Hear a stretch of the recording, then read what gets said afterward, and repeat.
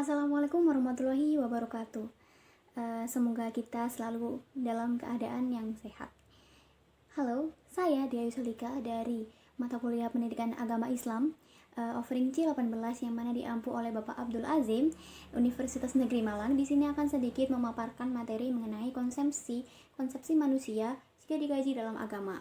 Oke, di sini akan saya paparkan beberapa kajian dari berbagai macam segi, mulai dari segi historis hingga pandangan manusia sebagai hamba Allah. Jadi di sini langsung saja. Yang pertama yaitu jika manusia dikaji berdasarkan segi historis atau sejarah. Kalau di Al-Quran, kalau dikaji berdasarkan segi historis nih, kita itu disebut sebagai apa sih? Manusia itu disebut sebagai Bani Adam, yang mana seperti yang kita ketahui sebagai orang muslim, bahwa Nabi Adam itu adalah manusia pertama yang ada di bumi, yang ada di dunia ini itu Nabi Adam. Kalau misalnya kita mempelajari ilmu antropologi atau ilmu sejarah, di mana di situ dipaparkan teori mengenai siapa sih nenek moyang manusia, di situ pasti akan ada teori Darwin. Nah, teori itu akan terbantahkan dengan ini, kalau kita itu memang keturunan dari Nabi Adam. Jadi seluruh manusia yang ada di muka bumi, mulai dari Asia, Afrika, Eropa, dan semuanya itu adalah dari keturunan yang sama, yaitu Nabi Adam. Tuh.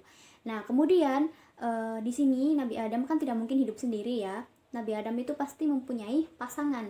Nah, kalau Nabi Adam itu punya pasangan, maka dia akan melakukan apa? Berkembang biak. Nah, ini ada hubungannya dengan kajian yang nomor 2, yaitu jika digaji berdasarkan segi biologis. Nah, kalau dikaji dalam segi biologis, manusia itu disebut sebagai apa sih? Manusia itu disebut sebagai al-basyar, di mana manusia itu berkembang biak. Nah, oleh karena itu diciptakanlah Hawa untuk menjadi pasangan Nabi Adam dan agar bisa berkembang biak. Nah, di sini perlu diingat nih, kalau dalam Islam kalau mau berkembang biak tuh harus melakukan apa sih? Ya harus menikah gitu. Jadi walaupun pakai alternatif lain yang tidak pakai hubungan suami istri seperti bayi tabung, itu tetap harus menikah. Karena apa?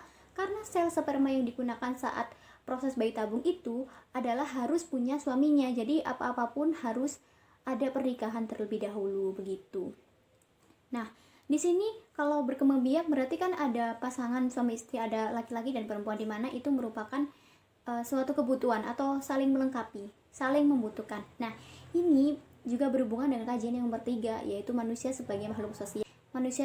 Manusia jika digaji berdasarkan segi sosiologis, manusia itu disebut sebagai anas, yaitu makhluk sosial, makhluk yang tidak bisa hidup sendiri begitu.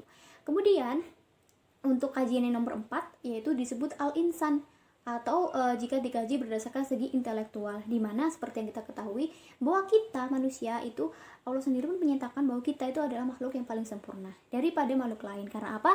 Berdasarkan segi fisik kita juga lebih bagus, berdasarkan akal kita bisa memanfaatkan akal itu dengan baik, bisa peka terhadap peristiwa-peristiwa yang ada di sekitar kita.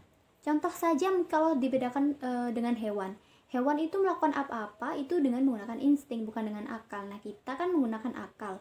Oleh karena itu selayaknya kita berperilaku seperti manusia, karena kita punya akal. Tidak bisa berperilaku seperti hewan yang membabi buta dan tidak menggunakan akal. Oke? Diingat.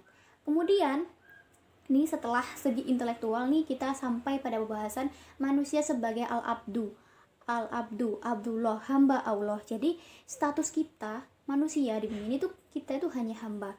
Jadi selayaknya kalau kita hamba, kita harusnya bergantung pada Allah Subhanahu wa Ta'ala.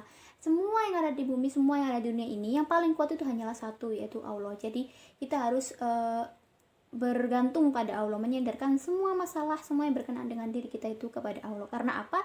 Status kita apa tadi? Status kita adalah hamba Allah. Jadi sangat harus kalau kita itu berperilaku layaknya hamba, beribadah, menyembah Allah, bergantung, menyandarkan semua masalah kepada Allah, seperti itu. Nah, ini kalau kita kembali lagi nih ya, kembali ke pembicaraan antara Adam dan Hawa, ini kita bisa masuk ke pembahasan yang namanya komposisi dari manusia itu sendiri. Jadi berdasarkan literatur yang ada, komposisi dari manusia itu apa sih? Komposisinya itu 70% dari badan kita itu adalah zat cair, sedangkan sisanya adalah zat padat. Dan ternyata Nabi Adam itu 70%-nya itu adalah air dan sisanya adalah tanah, begitu. Nah, kalau Hawa diciptakan dari apa? Hawa diciptakan dari tulang rusuk yang bengkok atau sel. sel-sel itu merupakan bagian dari Nabi Adam. Nah, di sini bisa ditarik kesimpulan bahwa istri itu merupakan bagian dari suami. Maka layaknya suami itu berperilaku baik pada istri karena dia merupakan bagian dari dirinya sendiri. Begitu. Nah, dari tadi kita kan sudah membicarakan. Nah, di sini tujuan yang pertama sudah ditegaskan oleh Allah bahwa kita diciptakan itu untuk al-ta'aruf atau saling mengenal. Nah, di sini sudah ditegaskan kan ya bahwa manusia itu diciptakan bukan untuk saling bermusuhan, menghujat, membuli dan lain sebagainya. Manusia diciptakan untuk saling mengenal. Maka dari itu kita hidup di dunia ini ya berdampingan dengan manusia-manusia yang lain, kita itu harus misalnya saling menjaga, melindungi dan lain sebagainya. Bukan sebaliknya begitu. Nah, kemudian untuk tujuan yang kedua, manusia untuk apa sih diciptakan? Nah, manusia ini diciptakan juga untuk beribadah. Nah, beribadah itu maksudnya untuk mengabdi gitu loh. Mengabdi kepada Allah karena apa? Status kita tadi adalah hamba Allah. Oleh karena itu, sangat harus kita itu harus beribadah kepada Allah begitu. Kemudian tujuan yang ketiga apa?